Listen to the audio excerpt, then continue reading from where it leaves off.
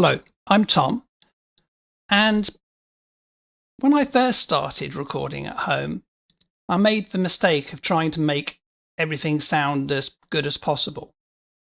But like most people, I quickly realized that if you want everything in a mix to sound as good as possible with all the instruments together, then you often need to make the individual instruments sound, if not necessarily worse, then at least less, in terms of reducing the frequency range they occupy, or their dynamics, or their stereo width.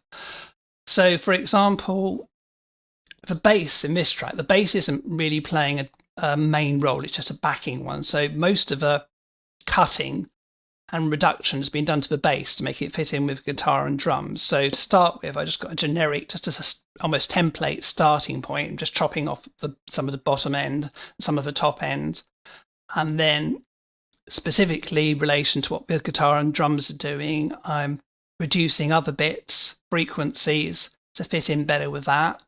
And then in terms of dynamics, I'm reducing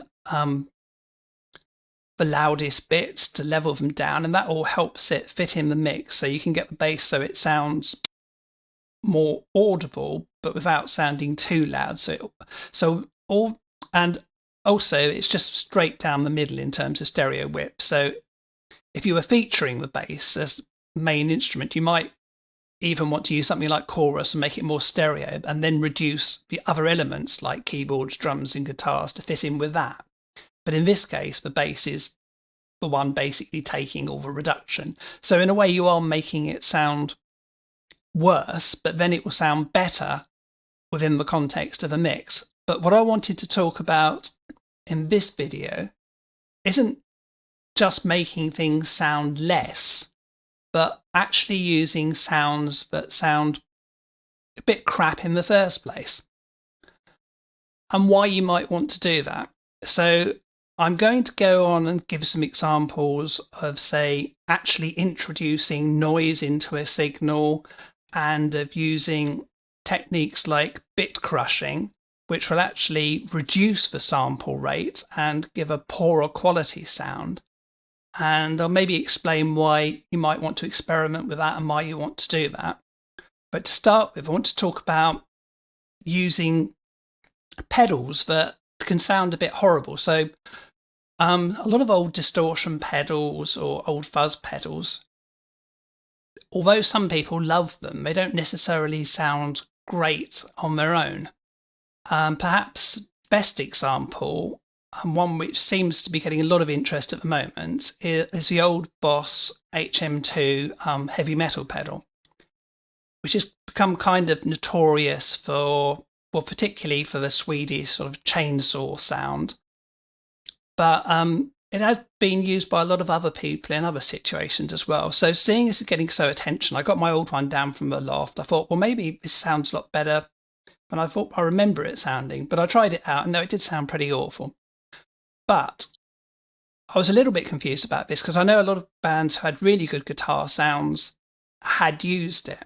But on further investigation, what I found was that they were often using it in combination with other signals. I mean, there are examples as well of maybe like early Entombed or something, where they were just using it all the way through. But with something like, say, In Flames, they would be using amps like, say, 5150, and then using the HM2 pedal in combination with that.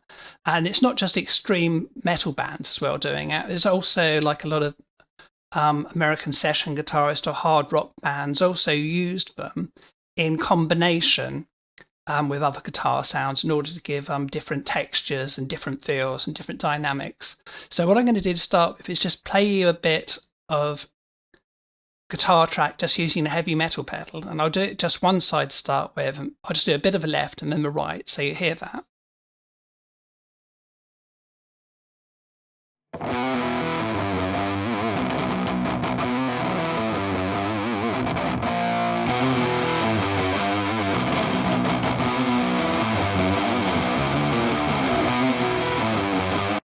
Yeah, so it sounds pretty fuzzy and pretty horrible, not great on its own. But what I'm going to do is I'm just going to play you a track which has normally recorded overdriven amp. So I've just got the typical all the way to the left on one guitar and all the way to the right. And then what I'm going to do is play it to you again, but with the heavy metal distortion one in it's a lower volume and a 70 on the left and 70 to the right. So some people prefer to just have one other guitar like this with fuzz or distortion, just a lower volume in the middle, but I'm doing it 70 to the left and 70 to the right, and then all the way to the left and all the way to the right on the other track. So to start with, I'm just going to play you it with the heavy metal pedal muted.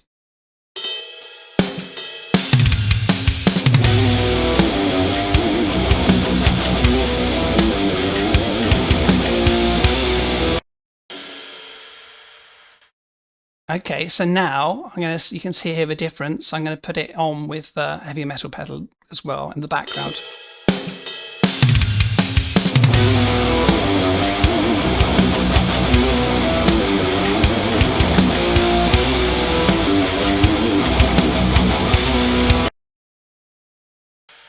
Okay, so hopefully you'll agree that that sounds a lot bigger. But you might be saying, well, you could just do like the other guitar, and that would probably just sound just as good if you did guitar without heavy metal, if you just did a normal overdriven guitar. And yes, I think that's true. But where this comes into its own, and I'll play you an example of this. Actually, I'll go back a bit further on this.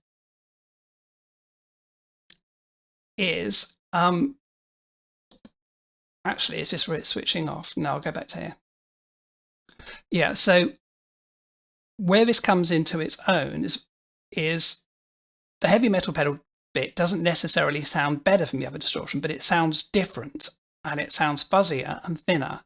And then when you go into the next section, what I'm doing is, you can see what I'm doing here is I've automated it, so it's turning it off. So it's then switching to this, which is a normal guitar, which would be the sort of third and fourth more background guitars at 70 left and 70 right. And it's turning off the heavy metal pedal and replacing it with that. And then when you do that, it makes the next section sound much more bigger, and so it increases the dynamics and just gives a bigger variety and range within the sound. So I'll just give you an example I'll just show you that. So you can see it switching here.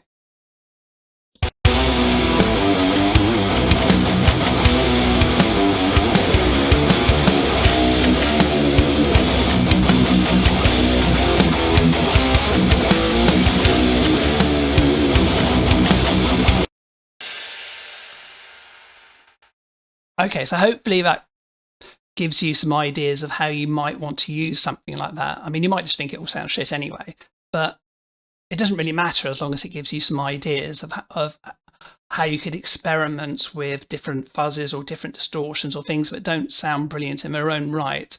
So, I mean, another way that I've actually used distortions is not just when you're recording it, but I've actually used distortion on guitar after you've recorded a guitar normally. So I've got, actually, I'll just show you on here. Yeah, so if you look at, this is my website for my free instruments and plugins, the Witch Pig site. Oh, hang on, it's a bit further down. So with this one, Siberian Hamster, so it's sort of like a rat, sort of, well, you probably guessed that, distortion type pedal. And I have used that also on some tracks after I've already recorded them using normal overdrive from the amp. So when normally you would put this on before. But where that really helps is if you've got, say, two different guitar parts and they're operating in a similar range with a similar sound, and you want to create more separation. Well, one way to do it is just to use different IRs and different EQ, but sometimes a better way to create, you are effectively EQing it and compressing it at the same time through saturation, or more specifically in this instance, through using distortion. So you can download that for free, and you can try that if you, particularly on tracks where you maybe want to make a bigger difference between two already recorded guitar parts at the same time. Sometimes you can just make them cut through the mix and stand out a bit more. So that's something else to try. So what I'm going to do, like in the next example, is I said I'd talk about actually using bit crushing and why you'd want to do it. So when you use bit crushing, what you're doing is you're reducing the sample rate. So this is basically the amount of memory you've got to deal with information with a particular sound. So you often hear people saying, oh, with all plugins, oh, why hasn't it got oversampling? You need oversampling. Oversampling always makes it sound better. There's a bit of a problem with this in that if something is actually done really well, you don't necessarily need to use oversampling and use extra sampling in a plugin because it's not actually creating any aliasing in the first place. Or if it is, the sound, the problem with that is so small you don't notice. So there's always people who can use their Doctor plugins or whatever to show off any aliasing being introduced and how oversampling reduces that. But if you can't hear it, it doesn't matter, I don't think. But people also say that about lo-fi plugins like bit crushers, and the whole point of them is that they're reducing the sample rate in order to introduce aliasing, like so which could come out in, say, terms of noises, hisses, glitches, just generally lower quality sound. And that's what I'm doing with this plugin here. Is it's actually bringing in noise and reducing the rate, and also adding a bit of modulation as well in order to bring something a little bit different to a bit crusher plugin. So, okay, I'll just show you. So I've got another example here. And what I'm doing on here is I'm using the bit crusher on the drums to reduce it. And then, similar to before, when it goes into the next section and the full drums come in, they sound much bigger and wider. So I'll play a little bit just with the drums as they are. There is already some other effects on these drums. So I'm using my Nevermore plugin, which I'll get to a bit, to add some modulation and lo-fi sound on my hi-hat. And I'm also using my neutralizer plugin, another Witch Pig one, to do some gated reverb. But I'll play you a little bit of this, and then what I'll do is I'll play it with bitty on it so you can hear the difference it makes when it goes into the next section. Okay.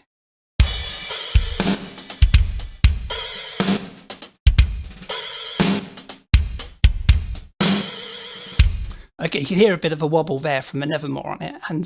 But what I'm going to do now is I'm going to put this back.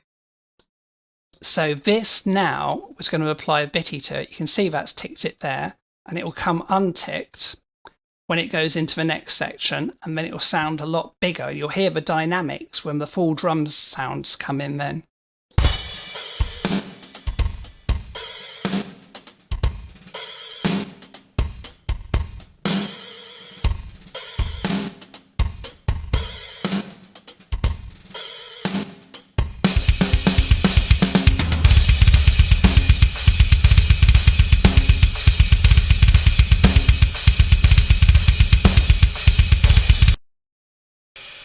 Okay, so you can see that sounded, I think that sounded really good when it comes back in again. Whereas if it's all at the same level all the way through, you just don't get that change in dynamics or that excitement on the change. So that's another example of where the actual drum quality sound on its own actually sounds worse. But when you use it before something else, in another section before something else, it can make the next section sound much better. Okay, so the next example I'm going to use, this is another one I did. Again, you can download from free for witchpig.co.uk. So the idea with this plugin was, this came about from a discussion about sound toys, and at the time they hadn't released anything for years and years and years, and people were saying, what do they want to do? And my suggestion was they should do something like the symphonic preset in the Yamaha SBX 90.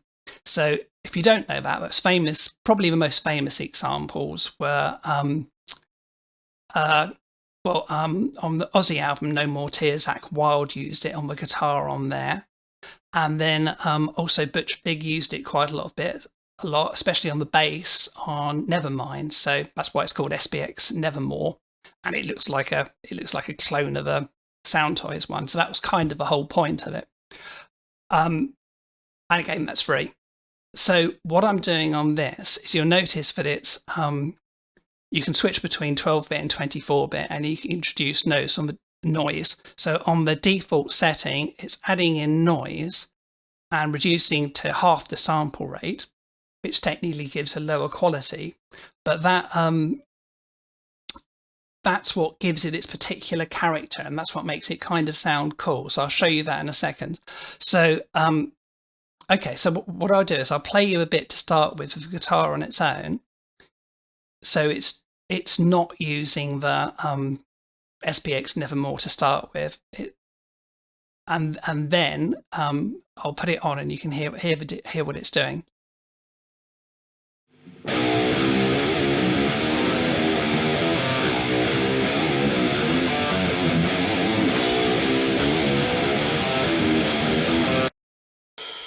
Okay, so what I'm doing now is I haven't got it on all the tracks on this. One thing I did find with this is if I recorded 4 guitar tracks and I used it on all of it, it was too much.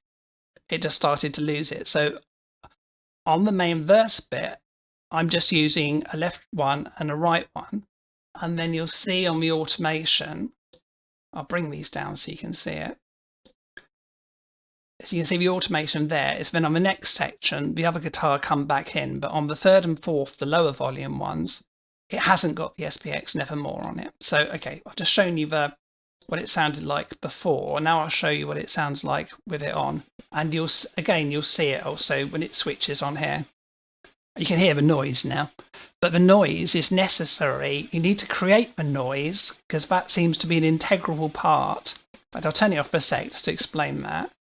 So these old units it's based on were like early 90s, and they were 12-bit because that's basically all you could get for the money at that time. So they're quite very low quality by today's standards, and they're also notoriously noisy. But when I was trying to reproduce the sound, I found that what you had to do is you had to reduce the bit rate and add the noise before you go into the flanger or chorus. It's sort of borderline on flanger and chorus, which is largely just to do with the delay time. So you needed to introduce that beforehand, or you just didn't get the same sound. So actually, you've probably forgotten what it sounded like before. So I'm just going to play a little bit again about it without this, and then I'll put it on again.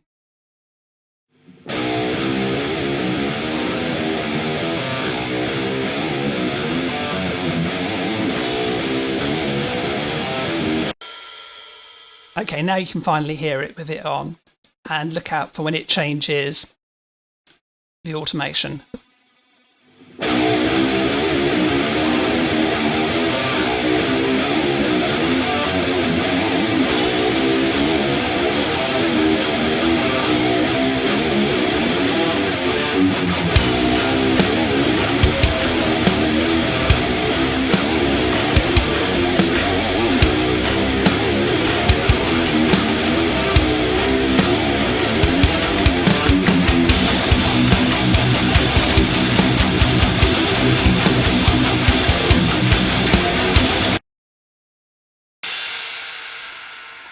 Okay, so hopefully you can hear with that, but it did give it a distinctive sound. It can definitely be associated with a different time of when those sort of more lo-fi digital rack units were introduced, but then they've become so fashionable now. There's so many lo-fi plugins being made where people want to create specific sounds, generally more in genres like hip hop, where the way they've evolved, say in the 21st century, that style didn't really exist before. So, and then people have brought in the lo-fi styles and thought, oh, that's really cool. I'll bring that in. I like the sound of that. So hopefully it's given you some ideas where some sounds which aren't technically better, which are actually noisier, which are a lower sampling rate, which have aliasing or are just a bit nasty sounding on their own, can actually work within a mix. And hopefully you'll maybe experiment with some of these ideas yourself and see if you find something you like. Yeah, and you can download my free ones and try it yourself from the witchpig.co.uk site. Also check out some of my videos. And yeah, thanks for watching. Cheers. Bye.